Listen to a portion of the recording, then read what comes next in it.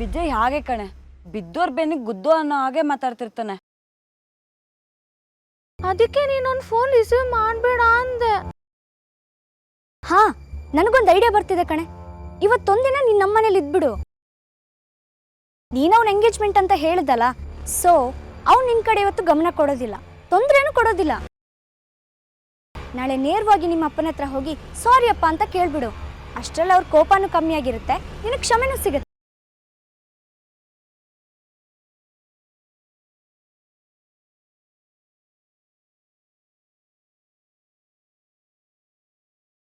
ಈಗ ಯಾರಿಗೆ ಡೈಲ್ ಮಾಡ್ತಿದ್ಯಾ?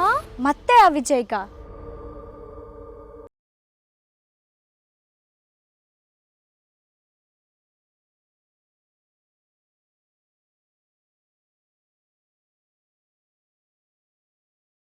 ಹಲೋ ಹಲೋ ಅಮ್ಮ, ನಾನು ಗೀತಾ ಮಾತಾಡ್ತಾ ಇರೋದು. ಗೀತಾ, ಹೇಗಿದೆಯೇ? ಅಮ್ಮ, ದಯವಿಟ್ಟು ನನ್ನ ಮಾತು ಕೇಳಿಸ್ಕೊ. ನೀನು ಫೋನ್ ಎತ್ತು ಮಾತಾಡ್ತಿದ್ಯಾ ಅಂದಮೇಲೆ ನೀನು ಹುಷಾರಾಗಿದ್ಯಾ ಅನ್ನೋದೇ ನಂಗೆ ಸಮಾಧಾನ. ಈಗ ವಿಷಯ ಹೇಳ್ತೀನಿ, ಗಮನ ಇಟ್ಟು ಕೇಳಿಸ್ಕೊ. ನನ್ನ ಮೇಲೆ ಬಂದಿರೋ ಅಪವಾದ ಅದನ್ನ ಅಳಿಸೋದಕ್ಕೆ ಆಗೋದಿಲ್ಲ ಗೀತಾ. ನೋಡು, ನಾನು ಹೇಳೋ ಮಾತು ಕೇಳು. ನೀನು ಅದೆಲ್ಲ ಬಿಟ್ಟು ಮನೆಗೆ ಬಾರೆ. ಹೇಳ್ತಿರೋದು ನಾನು.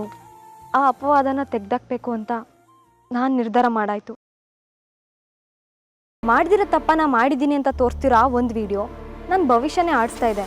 ಅದರಷ್ಟಕ್ಕೆ ಆಡ್ಸೋಕೆ ನಾನು ಬಿಡೋದಿಲ್ಲ.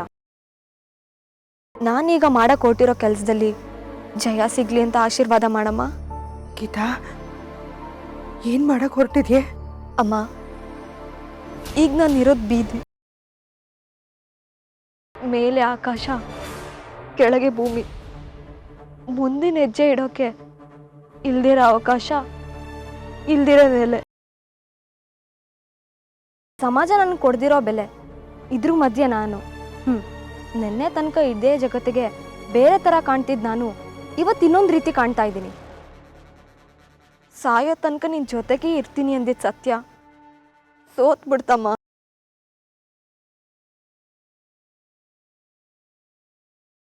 ಆ ವಿಜಯ್ ಮೋಸಕ್ಕೆ ಕಳೆದೋಗಿದ್ದೀನಿ. ಇವತ್ತು ನಾನು ಹುಡ್ಕೋಬೇಕು. ಆ ಹುಡ್ಕೋ ನಾನು ಅಪ್ಪನ ಕಳ್ದಿರೋ ಮರ್ಯಾದೆ, ನಾನು ಕಳ್ಕೊಂಡಿರೋ ಮಾನ, ಆ ಎರಡನ್ನು ಒತ್ಕೊಂಡು ಎದ್ದು ಬರೋ ಥರ ಆಶೀರ್ವಾದ ಮಾಡಮ್ಮ.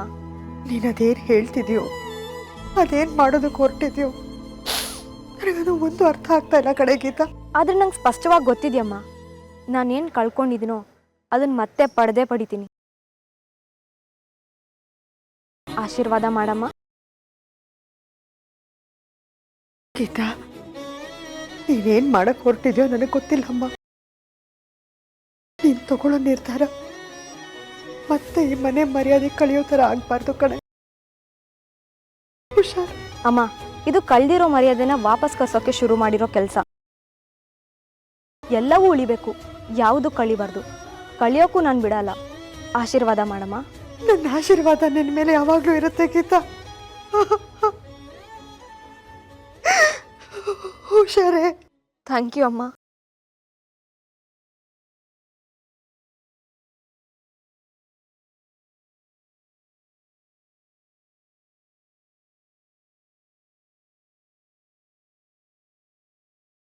ಅಮ್ಮನ ಆಶೀರ್ವಾದ ತಗೊಂಡಾಯ್ತು, ಇನ್ನು ಆ ದೇವರ ಆಶೀರ್ವಾದ ತಗೊಂಡು ಹೋಗ್ತಾ ಇರೋದೆ.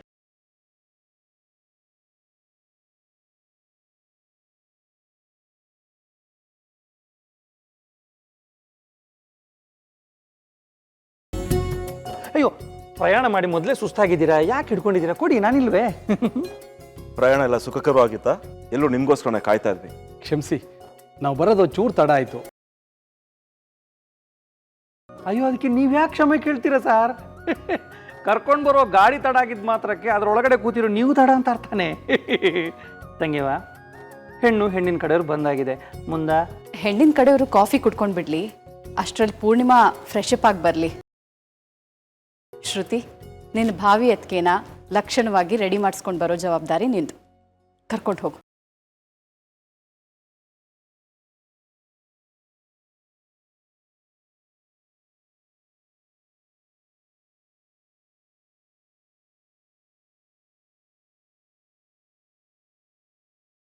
ಅಂದಹಾಗೆ ನಿಶ್ಚಿತಾರ್ಥ ನಮ್ಮನೇಲಿ ನಡೆಯೋದು ಸಂಪ್ರದಾಯ. ಇದನ್ನು ನಿಮ್ಮನೆ ಅಂತಾನೆ ಅಂದ್ಕೊಳ್ಳಿ. ಇಷ್ಟಕ್ಕೂ ಕಾರ್ಯಕ್ರಮ ನಡೆಯೋದು ಮುಖ್ಯ. ಮನೆ ಯಾವುದಾದ್ರೇನು. ಭಾಗ್ಯರ್ತಿ, ಆ ತಾಂಬೂಲನ್ನ ಪುರೋಹಿತರು ಕೊಡು. ಅಯ್ಯೋ, ಅವ್ರ್ಯಾಕೆ, ನಾನಿಲ್ವೇ? ಅವ್ರು ನಮ್ಮವ್ರು ಅಡ್ಜಸ್ಟ್ ಮಾಡ್ಕೊತಾರೆ. ಆಚಾರ, ನಾವು ಬಂಗಾರ ಅಂತ ಏನೂ ತಂದಿಲ್ಲ.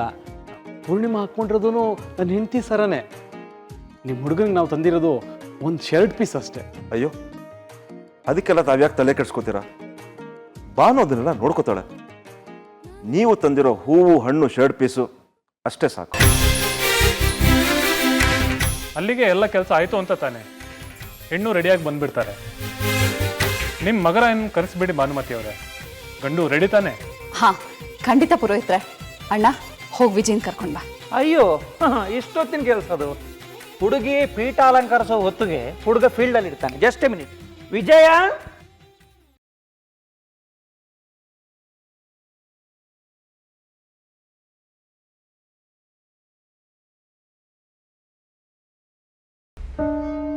ಹೇಳ್ತಿರೋದು ನಾನು.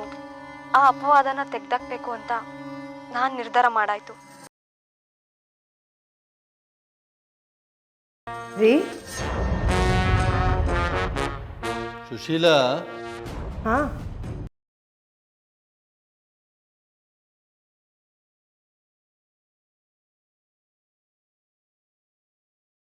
ಎಲ್ಲವೂ ಉಳಿಬೇಕು, ಯಾವುದು ಕಳಿಬಾರ್ದು. ಕಳಿಯೋಕ್ಕೂ ನಾನು ಬಿಡಲ್ಲ. ಆಶೀರ್ವಾದ ಮಾಡಮ್ಮ. ಬಾರಿ.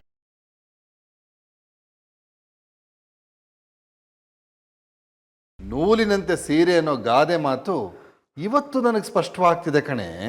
ಅಲ್ಲ ರೀ, ಅದು ಅದು ಇದು ಎಲ್ಲ ಏನೂ ಇಲ್ಲ. ಅದಕ್ಕೆ ನಿನ್ನ ಮೊಬೈಲ್ ಕಾಲ್ ರೆಕಾರ್ಡ್ನ ಆನ್ ಮಾಡಿಟ್ಟಿ. ಪರವಾಗಿಲ್ವೇ? ನಿನ್ನ ಮಗಳು ನನ್ನ ಪಾಲು ಸತ್ತೋದ್ಲು ಅಂದಮೇಲೂ ನೀನು ಅವಳು ಬಹಳ ಚೆನ್ನಾಗೇ ಮಾತಾಡಿದ್ದೀರಾ. ಹೋಗಿರೋ ಮರ್ಯಾದೆನ ವಾಪಸ್ ತಗೊಂಡು ಬರ್ತೀನಿ, ಆಶೀರ್ವಾದ ಮಾಡುವುದು ಎಷ್ಟು ಚೆನ್ನಾಗಿ ಕೇಳಿದಳು ನೋಡು. ಒಡೆದ ಕನ್ನಡಿನ ಜೋಡಿಸೋದಕ್ಕಾಗತ್ತಾ? ಮುರಿದ ಮಡಕೆಯಲ್ಲಿ ನೀರು ತರಕ್ಕಾಗತ್ತೇನೆ? ದಯವಿಟ್ಟು ಹಾಗೆಲ್ಲ ಮಾತಾಡಬೇಡ್ರಿ. ನಮ್ಮ ಮಗಳು ಎಲ್ಲೂ ಎಡವಿಲ್ಲ ಅಂತ ನಾವು 1000 ಸರಿ ಬಡ್ಕೊಂಡ್ರು ಹಳ್ಳಕ್ಕೆ ಬಿದ್ದಿರೋ ನಾವು ತಾನೇ. ಅವಳು ಎಡವಟ್ಟಿಗೆ ಪೆಟ್ಟು ತಿಂದಿರೋ ನಾವು. ಆ ಪೆಟ್ಟಿಗೆ ಎಷ್ಟೇ ಮುಲಾಮ್ ಹಚ್ಚಿದ್ರು ಗಾಯ ವಾಸಿ ಆಗ್ಬೋದು, ಆದರೆ ಗುರುತು ಮಾಸತ್ತ? ಆ ಗುರುತೇ ಅಲ್ವೇನೆ ನಮ್ಮ ಸಂಸಾರದ ಮೇಲಾಗಿರೋ ಕಪ್ಪು ಚುಕ್ಕೆ. ಈಗ ಅದನ್ನ ರಿಪೇರಿ ಮಾಡಕ್ ಹೊರಟಿದ್ದೀನಿ ಅಂತ ಉತ್ಸಾಹದಲ್ಲಿ ಹೇಳ್ತಿದ್ದಾಳೆ. ಅದಕ್ಕೆ ನಿನ್ ಸಪೋರ್ಟ್ ಬೇರೆನೋ? ಸುಶೀಲಾ, ಆಗಿರೋ ಗಾಯಕ್ಕೆ ಮತ್ತೆ ಬರೆ ಹಾಕಿಕೊಟ್ಟಿದ್ದಾಳೆ ಅನ್ಸುತ್ತೆ. ಅವಳಿಗೂ ಈ ಮನೆಗೂ ಸಂಬಂಧ ಇಲ್ಲ ಅಂದಮೇಲೆ ನೀನು ಅವಳ ವಿಷಯದಲ್ಲಿ ತಲೆ ಹಾಕಕ್ಕೆ ಹೋಗ್ಬಾರ್ದು. ಒಂದು ವಿಷಯ ಅರ್ಥ ಮಾಡ್ಕೋ, ನಿನ್ನ ದೊಡ್ಡ ಮಗಳು ಸತ್ತೋದ್ಲು ಅನ್ನೋ ವಿಷಯನ ನೀನು ಎದೆಗೆ ಹಾಕೋಬೇಕು. ಇದೇ ಕೊನೆ. ಇನ್ಯಾವತ್ತೂ ನಿನ್ನ ಅವಳ ಮಧ್ಯೆ ಮಾತುಕತೆ ನಡೀಬಾರ್ದು. ಒಂದು ವೇಳೆ ನನ್ನ ಕಣ್ಸಪ್ತಿ ಮಾತುಕತೆ ನಡೆದ್ರೆ ನಾನು ಈ ಮನೆಯಿಂದ ಹೊರಗಡೆ ಹೋಗ್ಬೇಕಾಗತ್ತೆ. ಅಲ್ಲ ಸುಶೀಲಾ, ನಾನ್ ಸತ್ತು ಈ ಭೂಮಿ ಹೊರಗಡೆ ಹೋಗ್ಬೇಕಾಗುತ್ತೆ.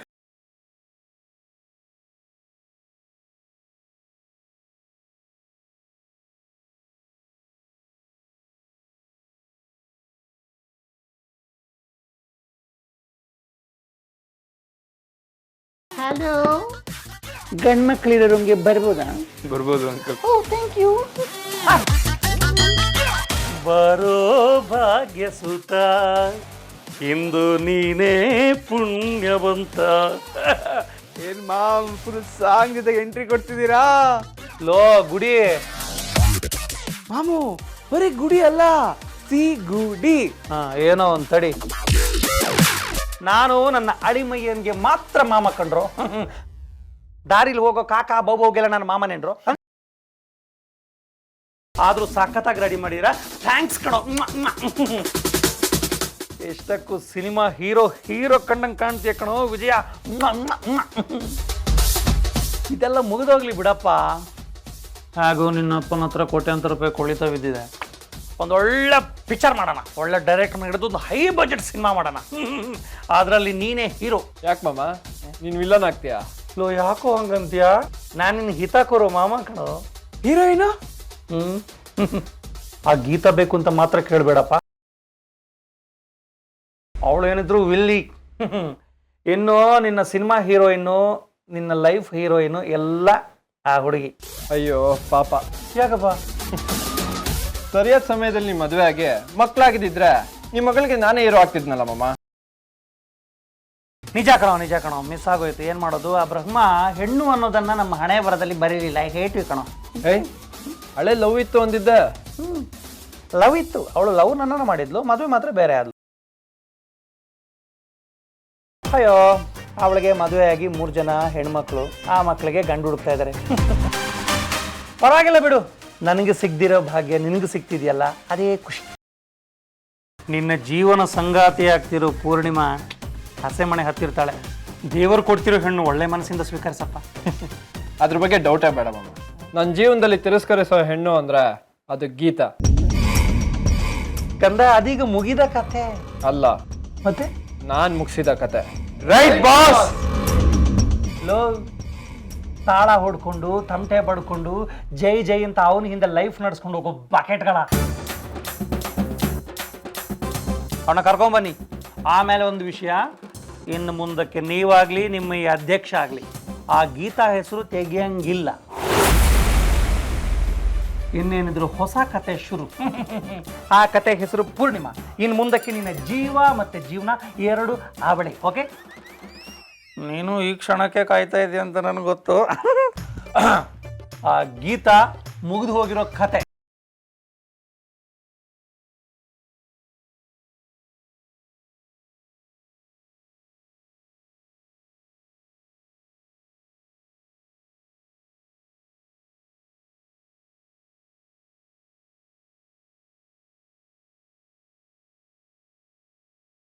ದೇವ್ರೆ, ದಾರಿಯೇ ಇಲ್ಲ ಅನ್ಕೊಂಡಿದ್ದು ನನ್ನ ಬದುಕಲ್ಲಿ ಇವತ್ತು ಕಾಣಿಸ್ತಾ ಇರೋದು ಒಂದು ಸಣ್ಣ ಬೆಳಕಿನ ಕಿರಣ.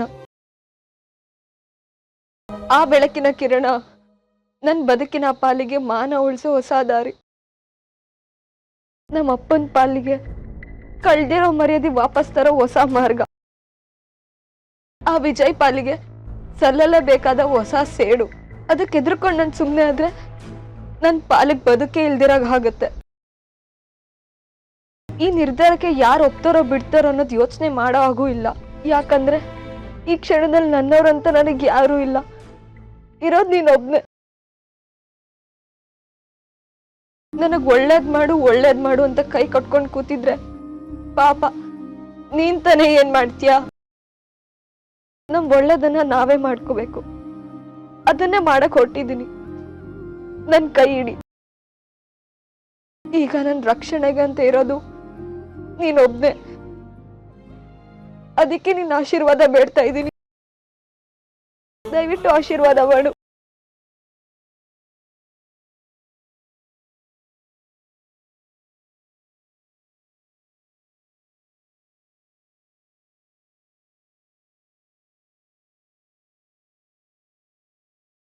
ಅಲ್ವೇ, ಇವಾಗ ಅಮ್ಮಂಗೆ ಫೋನ್ ಮಾಡಿದ್ಲು, ಇವಾಗ ದೇವ್ರ ಮುಂದೆ ಕುತ್ಕೊಂಡು ಕೈ ಮುಗಿತಿದ್ದಾಳೆ. ನಿಜಕ್ಕೂ ಗೀತಾ ಏನ್ ಮಾಡಕ್ ಕೊಡ್ತಿದ್ದಾರೆ ಗೊತ್ತಿಲ್ಲಮ್ಮ. ಆದ್ರೆ ಇವಾಗ ಅವಳಿರೋ ಜಾಗದಲ್ಲಿ ನಾನೇನಾದ್ರೂ ಇದ್ದಿದ್ರೆ ಖಂಡಿತ ನಾನು ಸೂಸೈಡ್ ಮಾಡ್ಕೊಂಡು ಹೋಗ್ತಿದ್ದೆ. ಯಾಕಂದ್ರೆ ಮುಂದಕ್ಕೆ ಹೋಗೋ ಎಲ್ಲಾ ಬಾಗ್ಲುಗಳು ಮುಚ್ಚಿದಾಗ ನೆಲೆ ನಾಪತ್ತೆ ಆಗತ್ತೆ. ಬೆಲೆ ಇಲ್ದಿರೋ ಬದುಕು ನಮ್ದಾಗತ್ತೆ. ಹಾಗಂತ ನಾವ್ ಅನ್ಕೊಂಡಿದೀವಿ, ಆದ್ರೆ ಗೀತಾ ಹಾಗಲ್ಲ ಕಣೆ. ಅವಳು ಯಾವುದೇ ಪರಿಸ್ಥಿತಿಯಲ್ಲಿದ್ರು ಅದನ್ನ ಬೇರೆ ತರ ಯೋಚನೆ ಮಾಡ್ತಾಳೆ. ನಾವಿರೋ ದಾರಿ ಬಗ್ಗೆ ಯೋಚನೆ ಮಾಡಿ ಕೊರಗಿದ್ರೆ ಗೀತಾ ಮಾತ್ರ ಹೊಸ ದಾರಿನ ಹುಡ್ಕೊಂಡು ನಡೀತಾಳೆ. ಅವಳು ಉಸಿರಿರೋವರೆಗೂ ಗೆಲ್ಲೋ ಪ್ರಯತ್ನ ಮಾಡ್ತಾಳೆ ಹೊರತು ಸೋತ್ ಕೂರೋಳಲ್ಲ. ಅದನ್ನೇ ದೇವ್ರ ಹತ್ರ ಹೇಳ್ತಿದ್ದಾಳೆ ಅನ್ಸುತ್ತೆ. ಬಂದ್ಮೇಲೆ ನಮಗೂ ಹೇಳ್ಬೇಕಲ್ಲ, ಕಾಯಣ.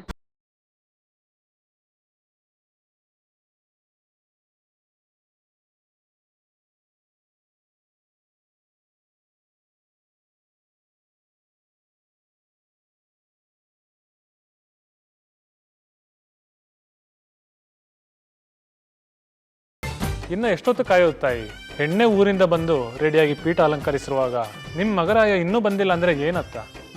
ಏನು ಪುರೋಹಿತ್ರೆ ನೀವು ತಡ ಆದ್ರೂ ಥಂಡ್ರ ತರ ಬರೋನೆ ನಮ್ಮ ವಿಜಯ. ಏ ಹುಡುಗರ ಎಲ್ರು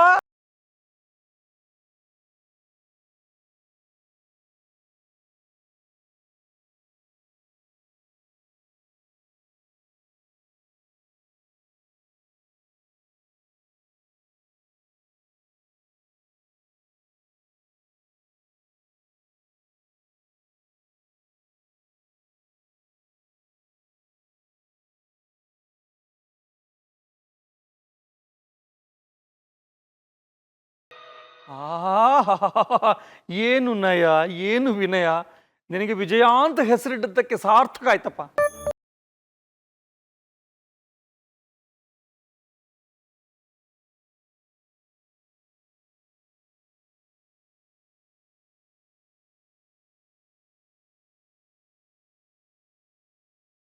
ಮೆಚ್ಕೊಂಡೆ ನಾನು ನಿನ್ನ. ನೋಡಿದ್ರಾ, ನೀವೆಲ್ಲ ನೋಡಿದ್ರಾ?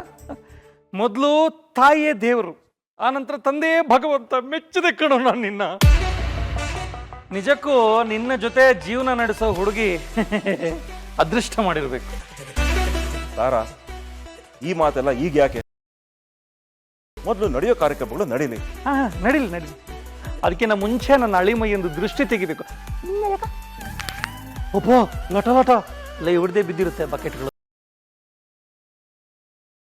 ಸ್ವಾಮಿ, ನಿಮ್ಮ ಮಾತು ಮುಗ್ದಿದ್ರೆ ಹುಡುಗನ್ನ ಇಲ್ಲಿ ಕೂರಿಸ್ತೀರಾ?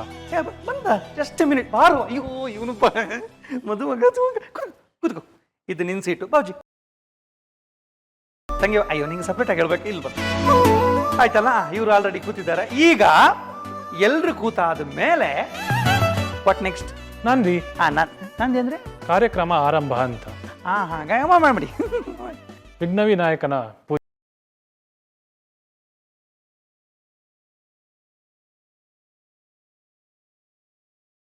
ಗಣಾನಾನ್ವಾ ಗಣಪತಿ ಗುಂಬಮಾಮಹೇ ಕಮಿಂ ಕಮೇನಾಮುಮಸ್ತಮಸ್ತಮಂ ಜ್ಯೇಷ್ಠರಾಂ ಬ್ರಹ್ಮಣಾಂ ಬ್ರಹ್ಮಣಸ್ಪದಾನಸ್ಸನ್ಮದ್ ವಿಶೇಷ ಸಾಧನಂ.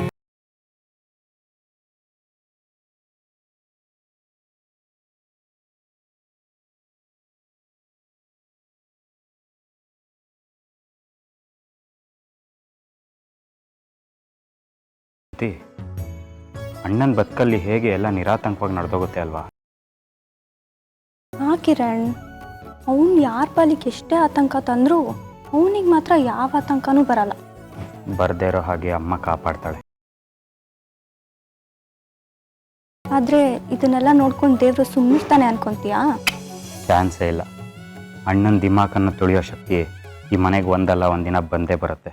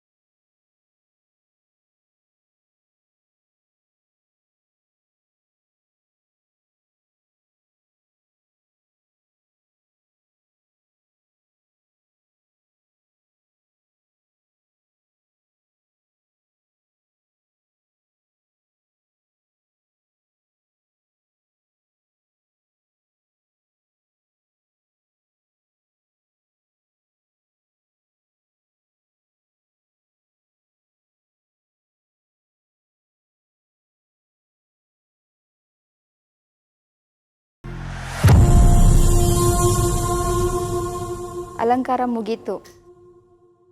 ಕನ್ನಡಿಯಲ್ಲಿ ನಿನ್ನ ಮುಖ ನೋಡ್ಕೊ ಅಮ್ಮ.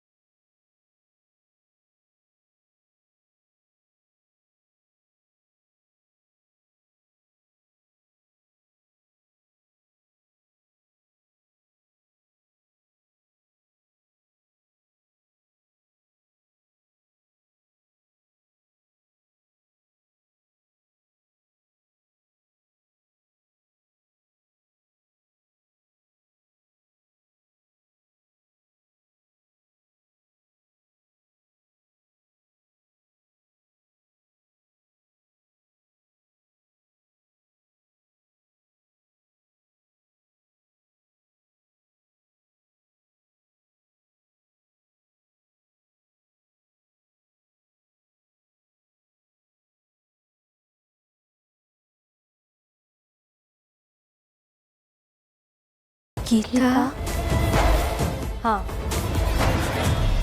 ಹೇಗೆ ಕಾಣಿಸ್ತಾ ಇದ್ದೀನಿ? ತುಂಬ ಚೆನ್ನಾಗಿ ಕಾಣಿಸ್ತಿದ್ಯಾ ಗೀತಾ. ಸೇಮ್ ಮದುವೆ ಹೆಣ್ಣು ಥರನೇ ಕಾಣ್ತೀಯ. ಹೌದು, ಈ ಅಲಂಕಾರ ಯಾಕೆ?